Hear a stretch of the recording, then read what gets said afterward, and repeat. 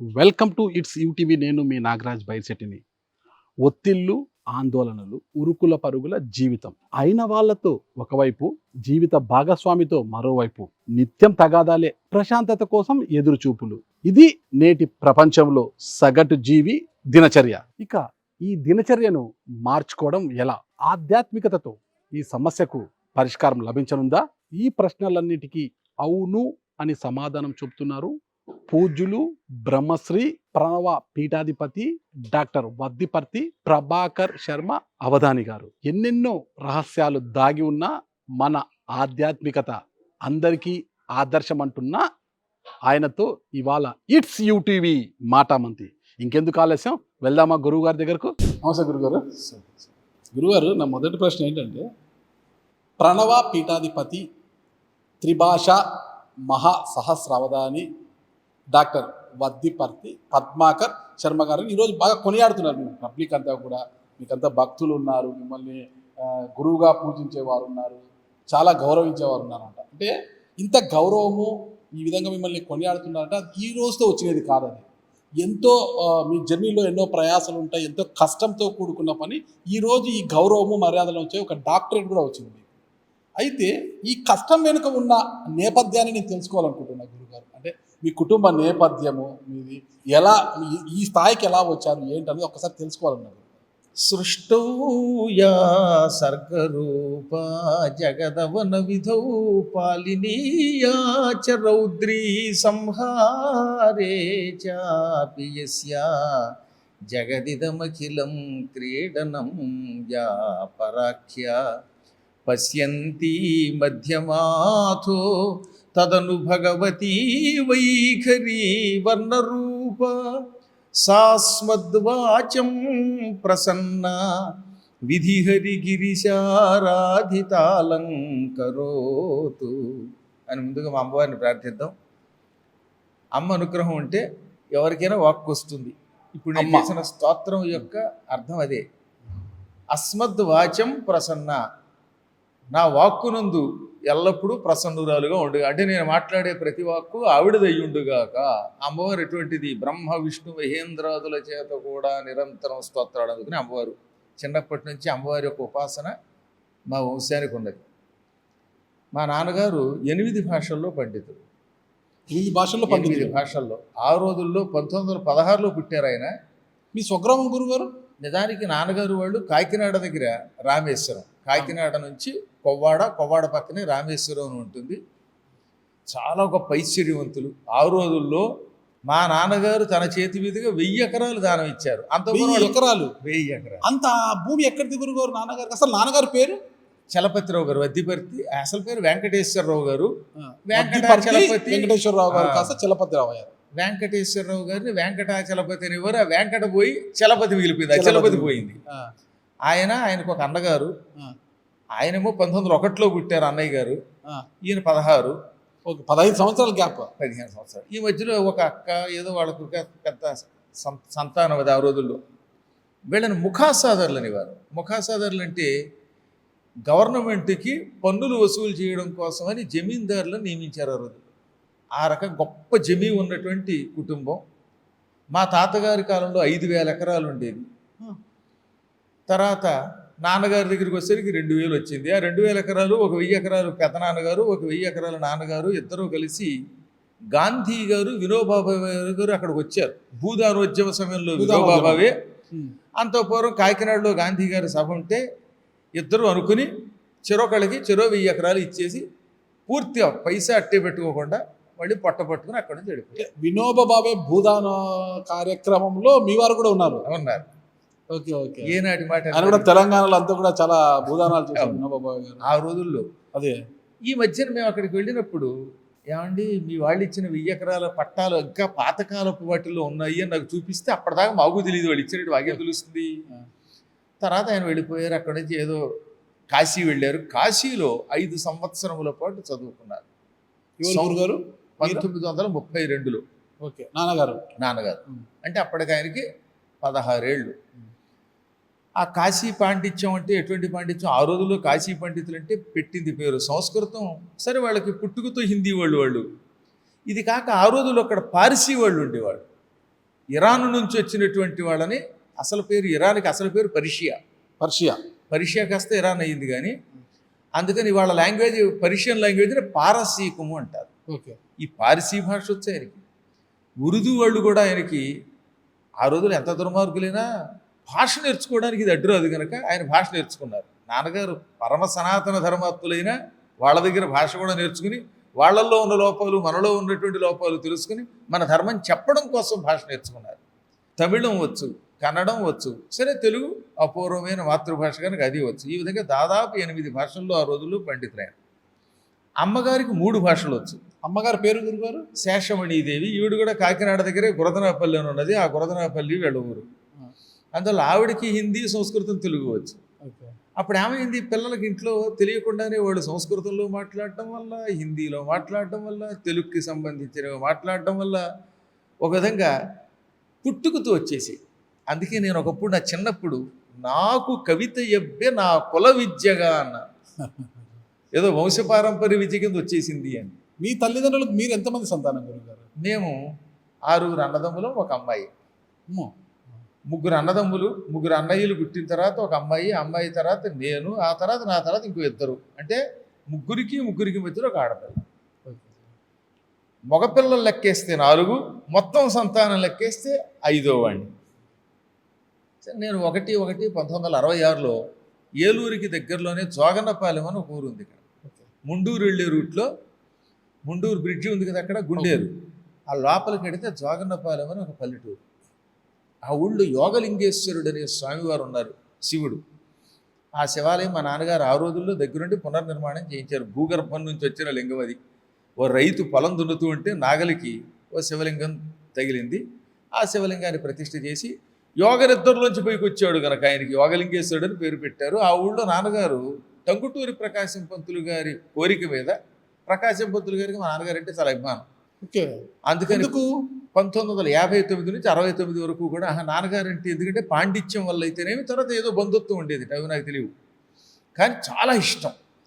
59 నుంచి 69 మధ్యలో నాన్నగారిని అక్కడికి వెళ్ళిపోమన్నారట. ఆయన కోరడం 1950లో కోరారు. ఆయన బతికుండగా కుదరలేదు, కానీ ఆయన పోయిన తర్వాతే అనుకుంటాను నాన్నగారు అక్కడికి వెళ్ళారని చెప్పారు. టంగుటూరి ప్రకాశం పంతులు గారు నన్ను ఆ ఊరి వెళ్ళి ఓ 10 ఏళ్ళు పిల్లలకి పాఠాలు చెప్పమన్నారు. ఆయన బతికుండగా నాకు కొన్ని కారణాల వల్ల కుదరలేదు. ఆయన ఎప్పుడు పోయారో ఇవన్నీ కూడా మీకు తెలుసున్నది. 56లో రాష్ట్రం ఏర్పడడం, ఆ తర్వాత పోవడం, 59లో నాన్నగారు అక్కడికి వెళ్ళారు. 69 వరకు వాడు 10 ఏళ్ళు అక్కడ ఉన్నారు. ఆ సమయంలో నేను ఎక్కడ పుట్టాను. నాన్నగారు ఆ సమయంలో మెట్రికులేషన్ వరకు, ఆ రోజున మెట్రిక్ అనేవారు 10th క్లాస్కి, ఆ పాఠాలు చెబుతున్నప్పుడు పిల్లలంతా నేర్చుకున్నారు. ఆ రకంగా నేను కూడా అప్పటికి, నేను ఆ ఊరిలో ఉన్నప్పుడు 3 ఏళ్ళు వాడిని అనుకోండి, నాకు పెద్దగా తెలియదు. కానీ ఆ ఊరి నుంచి బయటకు వచ్చాక నాన్నగారి గొప్పతనం తెలుసుకుని, సహజంగానే శరీరంలో పుట్టుకతో ఉండడం వల్ల, స్వయం కృషితో, నాన్నగారి అనుగ్రహంతో నేను కూడా సంస్కృతం, హిందీ, తెలుగు వీటిని అభ్యాసం చేశాను. ఇక్కడ ఒక చిన్న తమాషా. ఈ మధ్యలో నేను 66లో పుట్టాను కదా, 69లో ఆ ఊరు వదిలేసాం. 69లో ఊరు వదిలిన తర్వాత ఇక్కడ ఉంగుటూరు ఉంది, తాడేపల్లి కూడా వెళ్ళే రూట్లో. ఆ ఊళ్ళో ఒక ఏడాది ఉన్నారు. అప్పటికి నా వయసు ఇంచుమించుగా 3 ఏళ్ళో 4 ఏళ్ళో తెలియదు. అక్షరాభ్యాసం అవ్వలేదు. మీకు? నాకు అక్షరాభ్యాసం కూడా అవ్వలేదు. ఆ టైంలో ఆ ఊళ్ళో ఉన్నాం. ఆ ఊళ్ళో సుందర శివరావు గారిని ఒక ఆయన ఉన్నారు, తల్లాప్రగడ వారు. ఆయన నాన్నగారికి శిష్యుడు. అల్లసాని పెద్దన మనుచరిత్ర నాన్నగారి దగ్గర చదువుకున్నారు. ఆయన నాన్నగారి దగ్గర చదువుకుంటూ ఉంటే విని అప్పగించాను నేను. అంటే అక్షరాలు లేవు, ఇంకా అప్పటికి అక్షరాభ్యాసం రానివాడిని. ఇప్పుడు ఆయన నాన్నగారు ఓ పద్యం చెప్పారు అనుకుంది ఆయనకి. ఆ పద్యం ఆయన కంఠస్థం చేస్తూ ఉంటే పక్క నుంచి వింటే నాకు వచ్చేసింది. అది విని మీకు వచ్చేసింది ఆ వయసులోనే? పద్యాలు రావడం అంటే 4 లైన్ల పద్యాలు అయితే కొంత తేలిక. గద్యములను ఉంటాయి, అంటే ఒక పెద్ద పేజీ అంతా ఉంటుంది. అందులో అల్లసాని పెద్దన గారి గద్యం అంటే అసలు అది కడుపు తరుక్కుపోయే గద్యాలు. అది ఎట్లుండే వినుము గృహస్థరత్నంబ లంబమాన రవిరథ తురంగ శృంగార చారు చామరచ్చట ప్రేక్షణ క్షణోద్గ్రీవ చమర సముదయంబుకు ఉదయంబున గల విశేషంబులు శేషఫణికినైన లెక్కింప సిక్కింపే అంధకరిపు కంధర వాస వాసుకి వియోగ భవ దుర్వ్యథ భోగ భోగిని భోగ భాగ పరివేష్టిత పటీర విటపి వాటిక వేల్లదేలా లతా వలయంబుకు మలయంబునంగల చలువుకు విలువ ఇయ్యది అకటకట వికట కూట కోటి విటంక శృంగాట కాఢోకమాన జరదిందు బింబగడదమృత దుర్దిన ఆర్ద్రీకృత సల్లకి పల్లవ ప్రభంజన పరంజన హస్తిహస్తంబుగు మణిప్రస్తరంబుల విశ్రాంతి చింతించిన మేనం పులకలిప్పుడుంబడమిడు స్వస్వ ప్రవర్ధిత వర్ధిష్ణు ధరణీరుహ సందోహ దోహద ప్రధాన సమాన ఖేల దైల విల విలాసిని విలాస వాచాల తులా కోటి కలకలా హూయమాన మానస మదాలస మరాళంబుగు రజత శైలంబు నోలంబులం కాలగడు విహార ప్రదేశంబులం కన్న సంస్కృతి క్లేశంబులు వాయువే సతత మదజల శ్రవణ పరాయణ ఐరావణ విషాణ కోటి సముట్టంకిత కటక పరిస్ఫురత్ కురుగంద కందళ వ్రాత జాతాలాత శంకాప సర్పదభ్రము భ్రమీ విభ్రమ ధురంధరంబగు మేరుధరాధరంబు శిఖరంబుల సోయగంబులు కలయంగనుంగునుట బహుజన్మకృత సుకృత పరిపాకంబునంగాక ఏల చేకూర నేర్చునేనిట్టి మహాద్భుతంబులు ఈశ్వర అనుగ్రహంబున అల్పకాలంబున కనుంగొంటి ననుటయు ఈషదంకురిత హసనగ్రశిష్ణు గండయోళుండగుతూ ప్రవరుండతనికి ఇట్లనియే. ఇది ఒక గద్యం. ఇలాంటివి అందులో చాలా ఉంటాయి. గురువుగారు గుక్క తిప్పుకోకుండా ఊపిరి కలుపుకొని మీరు ఆ వేగంగా మాట్లాడింది అయితే నాకు ఆనందంగా ఉంది చూసడానికి. కానీ మీరేం పద్యం చెప్పారు నాకేం అర్థం కాలేదు గురువు. అదే దాంట్లో గొప్పతనం. కానీ ఆ భాష అతనికి ఆనందం కలిగించింది కదా. కరెక్ట్, చాలా ఆనందంగా ఉంది. అటువంటి పేజీ ఆయన ఊరికే చదువుతారు చూసి. నాన్నగారి దగ్గర ఆయన నేర్చుకోవడానికి చూసి చదువుతూ ఉంటే పక్క నుంచి వింటున్న నాకు ఒకసారి వినడంతో కంఠస్థం వచ్చింది. అప్పుడు నాన్నగారు చదవడం కాదు ప్రతిపదానికి అర్థం తెలియాలన్నారు. అందులో ఒక్కదానికి అర్థం చెప్తాను, అన్నిటికీ చెప్పుకుంటూ పెడితే ఒక ఏడాది అయినా ఇంటర్వ్యూ తెవలదు కనుక. శివుడు అంధకరిపుడు అని పిలువబడతాడు. ఎందుకంటే అంధకాసురుడు అని ఒక రాక్షసుడు ఉన్నాడు. అవును. అందుకని అంధకుడిని చంపడం వల్ల శివుడికి అంధకాసుర భంజనుడు. అందుకే చూడండి రావణాసురుడు తమంతకాంధకం భజే అంటాడు. అంధకుడిని చంపినవాడు ఆయన. కంధరం అంటే మెడ. ఆ మెడలో ఎవరుంటారు? వాసుకి ఉంటాడు. అంధకరిపు కంధరావాస అంటే శివుడి మెడలో నివసించే వాసుకి. వాసుకి గారికి పెళ్ళయింది, ఆయనకి భార్యలు ఉన్నారు. ఆ భార్యలకి ఎప్పుడూ ఈయన ముఖం చూసే అవకాశం లేదు. ఎందుకని ఈయన ఎప్పుడు చూసినా శివుడి మెడలో ఉంటాడు. మీకైనా లీవులు ఉంటాయి కానీ ఆయనకి లీవు లేదు. సాఫ్ట్వేర్ కంటే హార్డ్వేర్ పాపం ఆయన. అందుకని ఎప్పుడు మెడలో కూర్చుంటే భార్యలకు ఏమవుతుంది? సహజంగా పాములకి కొంచెం కామం ఎక్కువ ఉంటుంది. అందున పాపం వాసుకి భార్యలకి ఎప్పుడూ పెళ్ళయ్యాక ఆయన దగ్గర నుంచి ముఖం చూసే అవకాశం లేకపోవటం వల్ల కామం తీరే అవకాశం లేక శరీరం వేడెక్కింది. కారణం ఏంటి గురుగారు? పాములకు కామం ఎక్కువ. సహజంగా పాములు నృత్యం చేస్తూ ఉంటే చూసారు మీరు ఎప్పుడైనా? చూసాను. ఆడ పాము కనుక ఆ రెండు కలవడం మొదలు పెడితే ఎన్ని గంటలైనా వదలవు. వాటికి భగవంతుడు పెట్టిన రహస్యం అది. అందువల్ల ఏమవుతుంది? వాటికి వేడి ఎక్కువగా ఉంటుంది శరీరానికి. ఈ తాపం తగ్గాలంటే ఏం చేయాలి? పూర్వకాలంలో భర్త దూరమైనప్పుడు విరహతాపం తగ్గడానికి గంధం పూసుకునేవారు, యాలకుల పొడి తొలుకునేవారు, పచ్చకర్పూరం అని ఉంటుంది. అరటి చెట్ల నుంచి దొప్పల్లోంచి రసం కారి ఆ రసం గడ్డగడితే వచ్చేది పచ్చకర్పూరం అంటే. అంతేగాని ఇప్పుడు తయారు చేసేవి కావు, ఇవన్నీ కెమికల్స్. ఆ రోజుల్లో చెట్ల నుంచి పచ్చకర్పూరపు అరటి చెట్ల నుంచి వచ్చేటటువంటి పచ్చకర్పూరం వంటికి తొలుకునేవారు, లేదా చన్నీళ్ళ స్నానం చేసేవారు. ఈ పాములన్నీ మలేషియా వెళ్ళాయి. దాన్ని మలయ పర్వతం అంటారు ఆ రోజుల్లో, ఇప్పుడు మలేషియా అంటున్నాం. ఇప్పటికి కూడా అక్కడ గంధం చెట్లు ఉన్నాయి, యాలకులు ఉన్నాయి, రకరకాల పచ్చకర్పూరపు అరటి చెట్లు ఉన్నాయి. ఇవి వెళ్ళి ఈ వేడి తగ్గడానికి వేళ్లాడాయట. సుగంధ ద్రవ్యాలు ఎక్కువ. సుగంధ ద్రవ్యాలకి ఆ చల్లదనం కోసం వేళ్లాడబట్టి వాటి యొక్క వేడి తగ్గిందిట. ఇప్పుడు లైన్ చదువుతారు ప్రతి అక్షరం. అంధకరిపు కంధర ఆవాస వాసుకి వియోగ భవ. వాసుకి యొక్క వియోగం వల్ల పుట్టిన దుర్వ్యథా భోగభోగిని భోగభాగ పరివేష్టిత పటీర విటపి వాటిక వేల్లత్ ఏలా లత వలయంబుకు మలయంబునంగల చలువుకు విలువయ్యేది. పటీరము అంటే పచ్చకర్పూరపు అరటి చెట్లు. ఈ చెట్లకి వేళ్లాడి విరహతాపం తొలగించుకుంటున్నాయి కాబట్టి ఆ చెట్లకున్న చల్లదనాన్ని ఎవరైనా ఖర్చుతో కొలవగలరా అంటే దానికి మూల్యం ఉన్నదా? అమూల్యం అంటే అదే అర్థం. పాముల యొక్క విరహతాపాన్నే తొలగిస్తున్నాయి ఆ పచ్చకర్పూరపు అరటి చెట్లు. అటువంటి యొక్క పచ్చకర్పూరానికి విలువ ఎవడైనా కట్టగలడా? వెల కట్టగలడా? అది విలువ ఎయ్యేది. ఇలా అద్భుతమైనటువంటి ఎన్ని భావనలు ఉంటాయో. కైలాస పర్వత వర్ణన ఉంటుంది, హిమాలయ పర్వత వర్ణన ఉంటుంది, అష్టదిగ్గజాల వర్ణన ఉంటుంది. ఇటువంటి వర్ణనలో నేను చదవడం అంటే ఎన్నాళ్ళు చదివితే కంఠస్థ వస్తాయి. అది కంఠస్థం కాబట్టి ఆ చదువుకుంటున్న శివరావు గారు ఏమన్నారంటే, మీ అబ్బాయి దగ్గర ధారణా శక్తి ఎక్కువ ఉందండి, జ్ఞాపక శక్తి ఒక్కసారి వింటే మర్చిపోడు, ఏదో పూర్వజన్మ సుకృతం ఉంది, కాబట్టి ఈయనకి అక్షరాభ్యాసం చేసి ఈ మొత్తం మరు చరిత్ర చదివిద్దామన్నారు. అప్పుడు మీ వయసు గురుగారు 4 లేక 5 ఏళ్ళు. ఆ రోజుల్లో కొంచెం 45 సంవత్సరాలు మాటలు కూడా సరిగ్గా రావు సరిగ్గా, కానీ ఇంత స్పష్టంగా చెప్పారట. ఓకే. అప్పుడు కొంచెం కంఠం కూడా చిన్నపిల్లల కంఠం ముచ్చటగా చిన్నగా ఉంటుంది ఉంటుంది. కదా, అందువల్ల వాళ్ళు ఆనందపడిపోయారు, అక్షరాభ్యాసం చేశారు. మరు చరిత్ర మొత్తం నేర్చుకున్నాను. మను చరిత్ర మొత్తం మొత్తం 628 ఇలాంటి గద్యాలు పద్యాలు.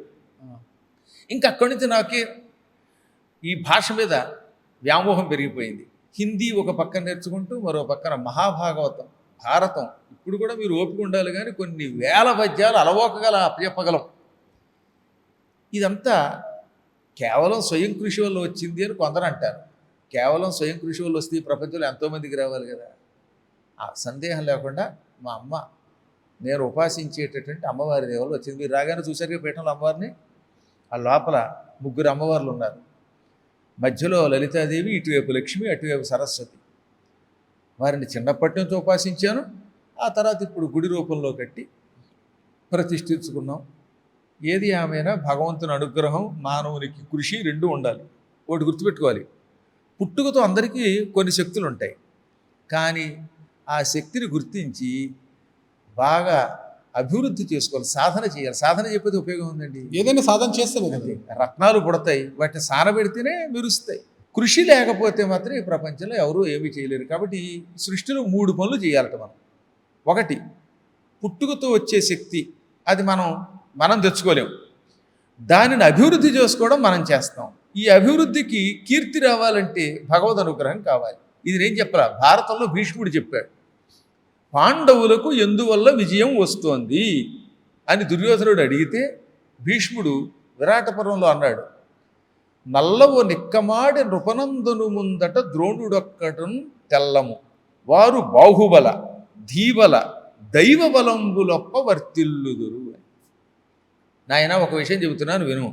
పాండవులకి పుట్టుకతో దేహబలం ఉన్నది, అది పుట్టుకతో వచ్చింది. బుద్ధి బలం ఉంది. ఇక రెండవది బుద్ధిబలం ఉంది. బుద్ధిబలం వాళ్ళు పెంచుకున్నారు. బాహుబలం అది మీ శరీరం మీకు భగవంతుడు ఇచ్చేదే కదా. తల్లిదండ్రులకు రోగాలు వస్తే పిల్లలకి రోగాలు ఉంటాయి. తల్లిదండ్రులు మంచి జీన్స్ గట్టిగా ఉంటే వాడు స్ట్రాంగ్గా ఉంటాడు. మా నాన్నగారు 86వ ఏట శరీరం విడిచిపెట్టే నాటికి ఒక్క రోగం లేదు, షుగర్ లేదు, బీపీ లేదు. ఇప్పుడు నాకు కూడా 60 ఏళ్ళు నిండుతున్నాయి. రేపు 1వ తారీఖుకి షష్ఠి పూర్తి చేస్తున్నారు. నాకు బీపీ అంటే ఏమిటో తెలియదు, షుగర్ అంటే ఏమిటో తెలియదు, దర్జాగా తిరగలుగుతున్నాం. కారణం ఏంటి? పెద్దల దగ్గర నుంచి శారీరకంగా వచ్చినటువంటి ఆరోగ్యం అది. ఇది ఇక పెద్దలు ఇవ్వవలసింది. బుద్ధిబలం ఉంది చూశారు, ఉన్నదాన్ని మనం సాధనతో పెంచుకోవాలి. ఇంకా దైవబలం ఉపాసన చేసి భగవంతుడిని పూజించి పొందవలసింది. ఇప్పుడు మీరేం దాకా రాగానే మా అంబికా కృష్ణ గురించి చెప్పారు. అంత పరమశిష్యుడు ఆయన నాకు. ఆయన కృష్ణ గారు అంటే నా దగ్గర ఉపాసన పొందినవాడు, నా దగ్గర మంత్రోపదేశం పొందినవాడు ఆయన. రేపు వెళ్ళగానే మీరు అడిగితే చెప్తారు. ఇప్పటికి కూడా గురుభక్తి అయిన గురువు గారు మీ పాదాలకు నమస్కారం అన్నాక నేను ఇచ్చిన మంత్రానుష్ఠానం చేసిన తర్వాత ఏదైనా పని చేస్తారు. అతన్ని ఆయనకు ఆధ్యాత్మిక చింతన ఎక్కువ లేదు. ఆయన చాలా, ఎందుకు చెప్తానంటే ఆ ఉపాసన బలం వల్ల వాళ్ళ సంస్థ అంత బాగా నిలబడుతున్నారు. ఎప్పుడన్నా ముందు గురుభక్తి ఉండాలి, గురువు ఇచ్చిన మంత్రం మీద విశ్వాసం ఉండాలి. ఆ విశ్వాసంతో దాన్ని చెయ్యాలి. చేయగలిగితే ఈ కృషికి దైవబలం కూడా తోడైతే విజయం వస్తుంది. దుర్యోధనుడికి దేహబలం ఉంది, ఏం లాభం? దైవబలం లేదు, అన్నీ పాపిష్టి పనులు, అందుకే నాశనం అయిపోయాడు. కృష్ణుడిని వదులుకుంటేటండి ఎవడన్నా, లేకపోతే 10,000 మంది వీరులు కావాలి, కృష్ణుడు వద్దనుకున్నాడు అమూలుడు. అర్జునుడు నాకు 10,000 మంది సైనికులు వద్దు, కృష్ణాను ఉదాలన్నాడు. కృష్ణుడు ఉన్న చోట విజయం వచ్చింది. అది కూడా రథచోదకుడిగా. అందువల్ల ఓకే. ఇప్పుడు మీ విద్యాభ్యాసం అంతా ఎలా జరిగింది? మేము చెప్పేగా చాలా చిన్నప్పుడే ఈ పశ్చిమ గోదావరి చుట్టూ తిరగడం వల్ల అనేక ప్రాంతాలు తిరిగాం. కానీ నాకు బహుశా 6 ఏళ్ళు ఎంతో ఉండగా గణపవరం వెళ్ళిపోయాం. గణపవరం అదే తాడేపల్లిగూడెం, భీమవరం అన్నిటికీ మధ్యలో ఉంటుంది కదా. 1970లో అనుకుంటాను అక్కడికి వెళ్ళాం, 71లోను. ఇంకా అక్కడి నుంచి 92 వరకు అక్కడే ఉన్నాను నేను. అంటే దాదాపుగా 21 సంవత్సరాల ఊళ్ళో ఉన్నాను. అక్కడ ఉన్నప్పుడే అక్కడ హై స్కూల్లో 10th క్లాస్ వరకు చదివాం, ఇంటర్మీడియట్ అక్కడే చదివాం, డిగ్రీ భీమవరంలో చదివాను. పీజీ ఆంధ్ర యూనివర్సిటీలో చేశాం. పిహెచ్డి తెలుగు గురుగారు బిఏ తెలుగునా మీరు? బిఏ తెలుగు కాదు, ఎంఏ తెలుగు. బిఏ హిస్టరీతో చేశాను. History, economics, politics, BA. ఆ తర్వాత తెలుగు అంటే పుట్టుకతో వచ్చింది కదా, ప్రత్యేకంగా దాంట్లో మళ్ళీ డిగ్రీ ఎందుకు లేని ఉద్దేశంతో అనుకున్నాను. కానీ ఈలోపు ఏం జరిగింది, పీజీలో హిస్టరీ చదువుదామనే ఉద్దేశంతో అప్లై చేసి ఈలోపు ఎందుకైనా మంచిదని తెలుగు కూడా అప్లై చేసాం. హిస్టరీలో రావడానికి కొంచెం టైం పట్టింది, ఇందులో సీట్ వచ్చేసింది, అంటే ఇందులో జాయిన్ అయిపోయింది. ఏ యూనివర్సిటీ గురుగారు? ఆంధ్ర యూనివర్సిటీ. ఆంధ్ర యూనివర్సిటీ 91, 92, 93లో పూర్తయింది నాకు ఎంఏ అవ్వడం. ఆ తర్వాత సరసిఆర్ రెడ్డి కాలేజీలో తెలుగు లెక్చరర్గా ఉద్యోగానికి వచ్చాను. అప్పట్లో పొట్లూరు నారాయణదాస్ గారు ప్రిన్సిపాల్, పిఎన్డి గారు అంటారు. ఆయన రిటైర్ అవుతూ నా పోస్ట్లో సరైన వాడు ఉండాలి అని ఒక గొప్ప అడ్వర్టైజ్మెంట్ ఇచ్చారు. కవులకు పండితులకు మాత్రమే ప్రత్యేక అవకాశం అన్నారు. సరే, ఎవరో మా స్నేహితుడు కావాలో కార్డు మీద అప్లై చేశాడు. నేను అప్లై చేయలేసుమా, నాకు ఈ ఉద్యోగాల మీద ఇష్టం ఉండేది కదా. చిన్నప్పటి నుంచి నాకు వైరాగ్యం ఎక్కువ, సన్యాసం పుచ్చుకోవాలనే కోరికతో ఎక్కువ తిరిగేవాడిని. ఎందుకు గురుగారు? అది భగవంతుడు ఇచ్చినటువంటి కొన్ని ఆలోచనలు. సంసార వ్యామోహం కంటే భగవంతుడిని ధ్యానం చేసుకుంటూ, పురాణాలు ప్రవచన చేస్తూ, పుస్తకాలు రాస్తూ, ఏ బంధం లేకుండా సుఖంగా బ్రతకాలనే కోరిక ఎక్కువ ఉండేది. అది ఎందుకంటే చెప్పలేము, అది అనేక జన్మల సంస్కారాలు. ఇప్పుడు మీ వివాహితులు అవివాహితులు ఇప్పుడు చెప్పేగా బలాత్కారంగా సంసారంలోకి వచ్చాం అదనమాట. తోయబడ్డారు. అది అయితే అది కూడా ఒక అదృష్టం అనుకోండి. గృహస్థాశ్రమంలో ఉండడం వల్ల వచ్చే కొన్ని లాభాలు తర్వాత తెలుస్తాయి. ముందుగా నేను ఆనాటికి ఇంకా వివాహానికి ముందు నా స్నేహితుడు ఒకడు ఒక కార్డు మీద ఇదే పద్మాకరు పేరు, ఎంఏ, అప్పటికింకా పిహెచ్డి పూర్తి అవ్వలేదు, నెట్ అని ఉంటుంది, దాన్ని నేషనల్ ఎలిజిబిలిటీ టెస్ట్ అంటే అది ఉంటే కానీ లెక్చరర్గా అది పాస్ అవ్వాలి. అది ఉంటేనే డిగ్రీ కాలేజీ లెక్చరర్కి ఎలిజిబిలిటీ. అది పాస్ అయ్యాడు, ఇవన్నీ పెట్టారు. ఇంటర్వ్యూకి కార్డు వచ్చింది. సరే, ఇలా ఇంటర్వ్యూ వచ్చింది కదా అని వెళ్ళారు. నా క్లాస్మేట్లు వచ్చారు. వాళ్ళు నన్ను చూడగానే మాకు ఉద్యోగం రాదని చెప్పేశారు. ఓకే, అంత కాన్ఫిడెంట్ నన్ను చూడగానే చెప్పేసింది. అందులో నా క్లాస్మేట్ ఒక ఆవిడైతే, ఏమంటే మీరు కూడా ఈ ఉద్యోగానికి వచ్చాక ఇంకెందుకంటే మేము రావడం అంటే, లేదమ్మా నేను ఉద్యోగం చేయడానికి రాలేదు, అయినా ఇంటర్వ్యూ అనేది చూద్దాం అన్నాను. కానీ నారాయణదాస్ గారు చాలా గొప్పవారండి, మహానుభావులే. ఆయన ఇప్పటికి కూడా ఆరోగ్యంగానే ఉన్నారట. అశోక్ నగర్లో ఉంటారు. ఎంత మంచి మనిషి అండి. పొట్లూరి నారాయణదాస్ గారు, పిఎన్డి గారు అంట. అద్భుతమైన ఇంటర్వ్యూ. మా కాలేజీ మీద పద్యం చెప్పమన్నారు. కాలేజీ మీద అప్పటికప్పుడు శార్దూలంలో పద్యం చెప్పాను. మీరు ఉద్యోగం చేయవలసిందే అన్నారు. ఏం చెప్పారు పద్యం మీరు? విద్యాక్షేత్రము పల్లవింపగను పుష్పింపంగ కష్టిల్చినిన్ విద్యార్థుల్ పితృతుల్యుగా దలచి స్పందింపంగ శ్రీరామలింగోద్యోగం విధి సర్వమానవులకెంతో హ్లాదముంగూర్చిడిల్ ఆద్యంతం ఒక తీరుగా జగములందయ వీణయై వాణికిన్ అని అప్పట్లో. అంటే దేవుడిచ్చిన వరం. శ్రీరామలింగ, ఆయన కట్టమంచి రామలింగారెడ్డి గారు కదా, మరి ఆయన పేరు మీద కదా సిఆర్ రెడ్డి కాలేజ్ అంటే. ఆయన విద్యాక్షేత్రం, విద్య అనేది ఒక పొలం. ఈ పొలం బాగా మొక్కలతో నిండి, ఆ మొక్కలు క్రమక్రమంగా పుష్పించి ఆ తర్వాత ఫలించి ఇంత వ్యాపించింది. అనగా ఎంతోమంది పిల్లలకి పాఠాలు నేర్పించింది, అనేక రకాలైన సౌభాగ్యాలు కలిగించింది. ఆ రామలింగుని యొక్క ఉద్యోగం అంటే ఆయన ప్రయత్నం ఇవాళ ఇంత గొప్పదయ్యింది అని ఆయన మీద వీణ పట్టుకున్న వాణి యొక్క స్వరూపం అది అన్నాను. ఇంకా మీరు చెయ్యాలి ఉద్యోగం అన్నారు. అలా ఉద్యోగంలో జాయిన్ అవ్వడం, ఆ తర్వాత మా మామగారు వెతుక్కుంటూ రావడం, పెద్దలు గృహస్థాశ్రమంలో లేకుండా సాధన నీకు సాగదండం, దాంతో అందులోకి వచ్చాం. అదృష్టవశాత్తు మహోత్తమురాలైన భార్య దొరకడం వల్ల నాకు ఈ ఉపాసన ఉద్యోగం హాయిగా సాగాయి. ఎందుకు అంత గొప్పగా చెప్తున్నారు మేడం? అసలు ఇంత పెద్ద పీఠం, మా పీఠం కేవలం ఏలూరులో ఇది. అవునా? మీరు ఈ చివరిగా చూశారుగా, దీనికి కైలాసం అని పేరు. శివుడు, పార్వతి, అమ్మవారిది మణిద్వీపం, అటువైపు సత్యనారాయణ స్వామి యొక్క ఆలయం, అదేమో వైకుంఠం. ఇంత పెద్ద పీఠాన్ని నేను ఒక్కడిని ఏం నిర్వహిస్తాను? అన్నపూర్ణాదేవి అయ్యి అక్కడ ఒక మందిరం, అన్నపూర్ణ మందిరం స్థాపించి అనుక్షణం ఎవరు వచ్చినా వాడు భోజనం చేస్తారా, టిఫిన్ చేస్తారా కనుక్కుని, రేపు దసరాల్లో అయితే కొన్ని వేల మంది వస్తూ ఉంటే రాత్రి అయినా 12 అయినా పడుకోకుండా వాళ్ళందరి యొక్క బాగోగులు చూస్తుంది ఆవిడ. ఒక్క పైసా ఆశించదు ఎవరి దగ్గర. మాలాగే ఇంత సింపుల్గా ఉంటుంది ఆవిడ. ఏ పెద్దగా అలంకారాలు ఉండవు. ఆవిడ చూస్తే ఈ పీఠం ఆవిడే నడిపిస్తోందా అనిపిస్తుంది మనకి. దీంతో పాటుగా కాశీలో పీఠం ఉంది, ఈ ప్రణవ పీఠం యొక్క బ్రాంచి. హైదరాబాద్ అద్భుతమైన పీఠం, పరమభక్తులు వాళ్ళు నిర్వహిస్తున్నారు. బెంగళూరులో ఉంది బ్రాంచి. మధురై అక్కడ లేదు మాకు. కేవలం ఇప్పుడు ప్రస్తుతానికి బెంగళూరు, హైదరాబాదు, ఏలూరు, వారణాసి, ఇంకా అమెరికాలో డాలస్లో ఒక ఆవిడ వాళ్ళ ఇల్లే పీఠంగా మార్చేసింది. ఆవిడ పేరు కృష్ణపద్మ, డాలస్లో ఉంటారు. అమెరికాలో చాలామంది ఈ చివరి నుంచి ఆ చివరి దాకా శిష్యులు ఉన్నారు. ప్రతి సంవత్సరం మేము 2 నెలలు అక్కడే పర్యటిస్తూ ఉంటాం. అందువల్ల ఇన్ని పీఠాలు నేను పురాణాలు చెప్పుకు తిరుగుతూ ఉంటే, శిష్యులకి మంత్రోపదేశాలు చేస్తూ ఉంటే నిర్వహణ ఎవరు చేయాలి? ఆవిడే చేయాలిగా మరి. కాబట్టి ఆవిడ ఉన్నాం మరి తీర్చుకోవాలి. ఎంతమంది సంతానం గురుగారు మీకు?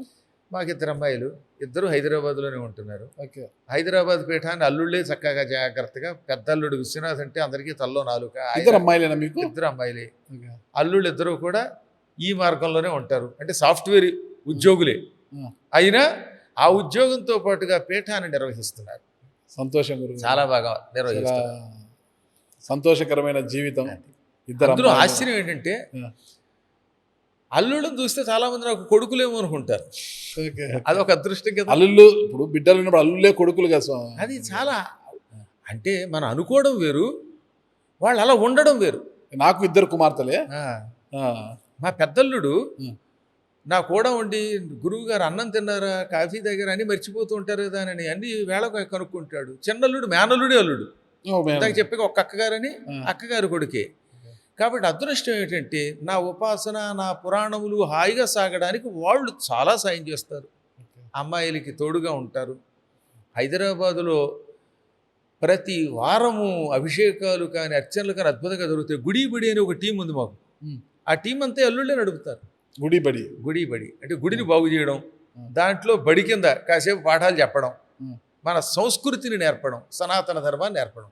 మళ్ళీ సోమవారం నుంచి శుక్రవారం వరకు వాళ్ళు సాఫ్ట్వేర్లు కనుక అదేదో ఉందిగా హైటెక్ సిటీయో ఏదో టెక్ సిటీ, అక్కడికి వెళ్ళి ఉద్యోగాలు చేసుకోవడం. భవిష్యత్తులో మీ వారసత్వం ఎవరు గురుగారు? వాళ్ళే, ఇంకెవరు. ప్రస్తుతం వాళ్ళ తర్వాత మనవడు ఉన్నాడు. ఒక ప్రస్తుతానికి ఒక మనవడు, ఒక మనవరాలు. వాళ్ళకి ఇది ట్రైనింగ్ ఇస్తున్నాం. మీకు డాక్టరేట్ మీరు పిహెచ్డి ద్వారా వచ్చిందా గురుగారు? ఎవరన్నా మీకు పిహెచ్డి చేశారా? హిందీ, ఆగ్రా యూనివర్సిటీ హిందీ తెలిసే, సెంట్రల్ హిందీ డైరెక్టరేట్, అందులో హిందీలో ముందు పిహెచ్డి చేశాం. అంటే ఎంఏ తెలుగు చేసి మళ్ళా MA Telugu, MA Hindi, MA సంస్కృతం, 3 ఎంఏలు ఉన్నాయి.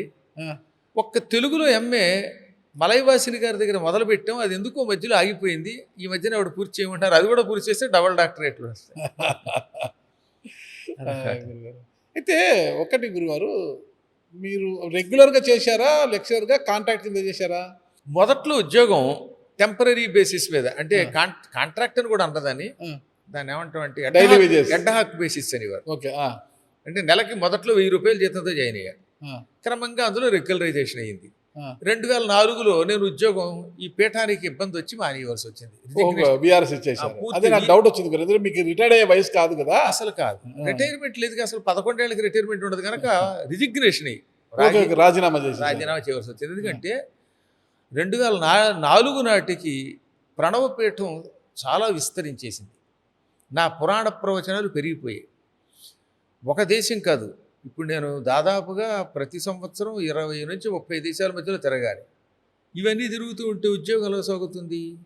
అందువల్ల తప్పనిసరి పరిస్థితుల్లో దీనికి దానికి రెండింటికి మధ్యలో దేనికి ప్రాధాన్యం ఇవ్వాలంటే దీనికే ప్రాధాన్యం ఇవ్వాలని నిర్ణయించుకుని, దీనికి ప్రాధాన్యత మీరు ఇవ్వడంతో ఎంతో మంది విద్యార్థులు ఒక మంచి అధ్యాపకుని కోల్పోయారు. అవును. అంటే వాళ్ళు ఎంతమంది మీలాంటి వారు తయారయ్యేవారు ఎవరికి తెలియదు కదా గురు. నిజంగా పాపం 11 ఏళ్ల క్రితం చదివిన పిల్లలు ఇప్పటికే సంతోషంగా అమెరికాలో కనపడుతుంటారు, ఇంగ్లాండ్లో కనబడ్డాడు మొన్న కనబడ్డారు.